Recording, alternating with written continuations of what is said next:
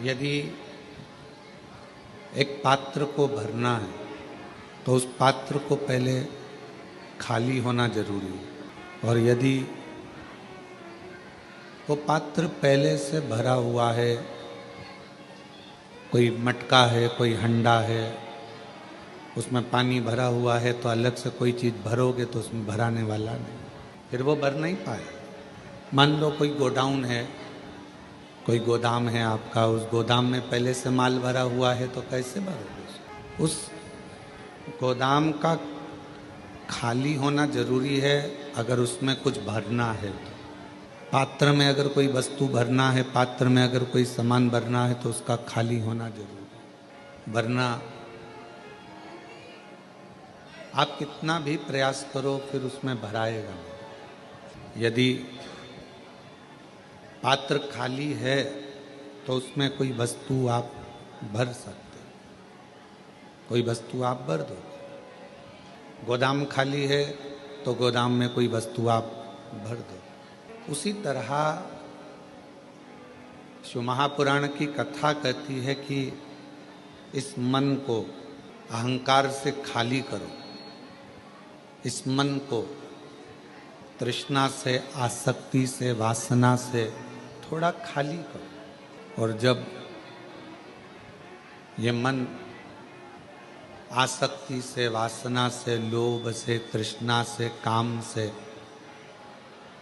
खाली रहेगा तो ये निश्चित है कि इसमें शिव महापुराण की कथा जल्दी भरा जाएगी, अंदर उतर जाएगी।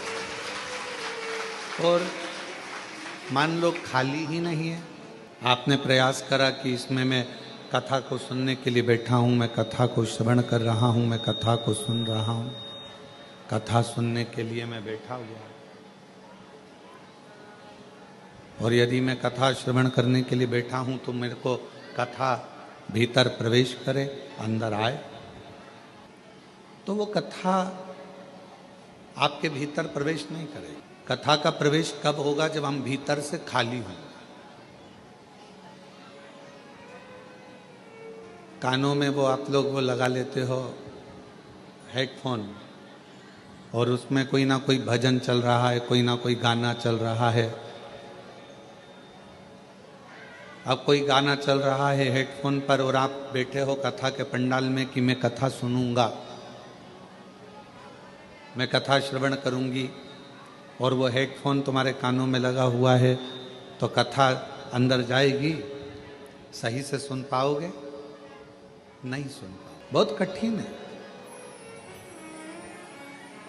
यदि भगवान शंकर की अविरल भक्ति को, भगवान शंकर के मंत्र को, भगवान शिव के नाम को, भगवान शिव की अविरल भक्ति को हमें अपने भीतर धारण करना है, उसको अपने अंदर उतारना है, तो शिव महापुराण की कथा कहती है पहले ये दुनिया के हेडफोन को थोड़ा सा दूर करना पड़ेगा। किसी ने कुछ कहा और आप मन में सोचे कि मेरे अंदर कोई हलचल ना हो, और मैंने तेरे ही भरोसे बाबा, तेरे ही भरोसे हवा बिच उड़ती जाऊंगी, बाबा डोर हथो छड़ी कटी जाऊंगी, भोले मैं तेरी कथा, शंभू मैं तेरी कथा, हवा बिच उड़ती जाऊंगी, बाबा डोर हथो